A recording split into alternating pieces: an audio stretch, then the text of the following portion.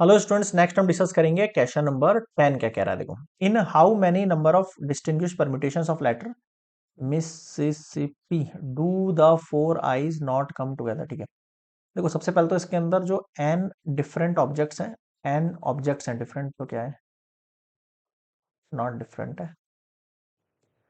N जो आपके पास objects है ना, पहले तो मैं उनको मार्क कर लेता हूँ ना।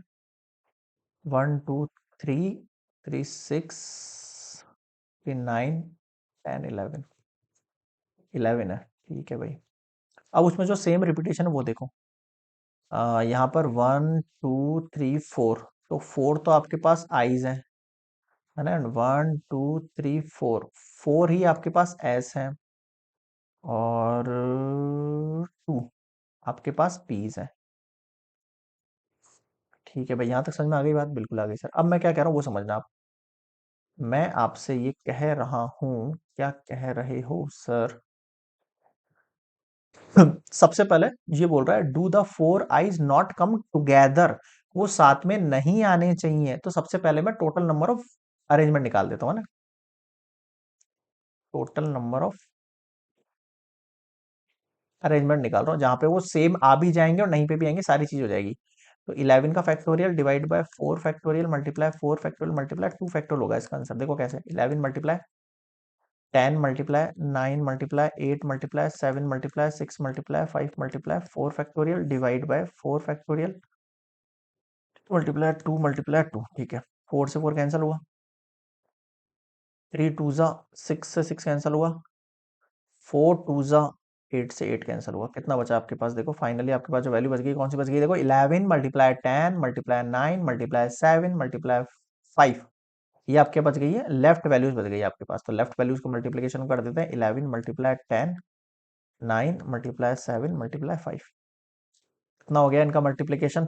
मैं डायरेक्टली कर देता हूँ, 110 को आपको मल्टीप्लाई करना है 9 मल्टीप्लाई 7 मल्टीप्लाई 5, 34 650, 34 650, ये आपके पास टोटल अरेंजमेंट आ गया एक तरीके से। ठीक है, अब मैं क्या कह रहा हूं आपसे वो समझना। मैं ये कह रहा हूं आपसे, ये सारे अरेंजमेंट का हम है, मतलब इसमें जो आई है वो साथ में भी है और नहीं भी है, दोनों वाले केसेस में। अब मैं आपसे ये कह रहा हूं कि अगर ये अरेंजमेंट कुछ इस तरीके से है, 11 नंबर्स एंड ऑल ना, इसमें यहाँ वैल्यू जो है वो आई की एक साथ आ गई है, मान लो ऐसा। नॉट कम मांग रहा है ना आपसे, तो नॉट कम मांग रहा है, तो मैं आई मान लेता हूँ एक साथ इस जगह पे आ रही है, मान लेते हैं ऐसा ना। टोटल नंबर 11 है और आई कितनी है? 4, 4 आई यहाँ आ गए, तो 11 में से 4 चला गया, तो आपके पास बचे कितने? यहाँ नंबर बचे आपके पास 7। ठीक है सर, अगर मैं केवल अगर मैं केवल 4 आईज कम टुगेदर वाली कंडीशन निकाल लूं, कम टुगेदर वाली कंडीशन है ना, तो आपके पास जो नंबर ऑफ अरेंजमेंट्स होंगे इसके लिए, किसके लिए? केवल 4 आई एक साथ आए उसके लिए। तो देखो 7 वाली कंडीशन तो ये हो गई।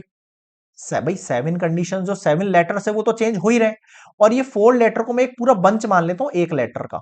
तो 7 प्लस 1 8 लेटर, यानी 8 फैक्टोरियल। डिवाइड किससे होता है? जो सेम वैल्यूज होती हैं। डिवाइड किससे होता है आपके पास? जो सेम वैल्यूज होती है। अब सेम वैल्यूज देखो, मैंने यहां पर जो 4 आई है उसको तो हटा दिया एक तरीके से, है ना। 4 आई है उसको तो हटा दो आप। उसके अलावा जो बच गया वो कौन बच गया? 4s और 2p, यानी 4 फैक्टोरियल एंड 2 फैक्टोरियल बच गया है। 8 multiply 7 multiply 6 multiply 5 multiply 4 factorial divide by 4 factorial multiply 2, cancel out, 3 cancel out, 56 15 multiply कर लो, 56 15 को, 56 15 840। ये 840 वो वेज हैं जहां पर 4 आई एक साथ आएंगे, चाहे इस कोने में आए, चाहे इस कोने में आए, चाहे सेंटर में आए, चाहे लेफ्ट में आए, कहीं पर भी आए। अब आपसे जो पूछ रहा था उसकी बात कर लेता हूं मैं। क्या पूछ रहा था आपसे? यहीं पे करना पड़ेगा, स्पेस नहीं बचा पीछे। Number of arrangements do 4 eyes not come together. तो क्या करोगे आप इसमें? टोटल जो अरेंजमेंट है आपका उसमें से माइनस कर दो number of arrangements of 4 eyes come together को। टोटल कितना था आपके पास? 34,650। उसमें से आप 840 को 34, कितना था आपका? 34,650 था। इसमें से आप माइनस कर सकते हो किसको? 840 को। How much we get? 33,810। 810 होगा ना ये? बिल्कुल, 34,650 में से हमने लेस किया, 33,810 आ गया। ये आपके पास वो नंबर अरेंजमेंट है जहां पर I do not come together. आ गया समझ में? Question number 10 complete.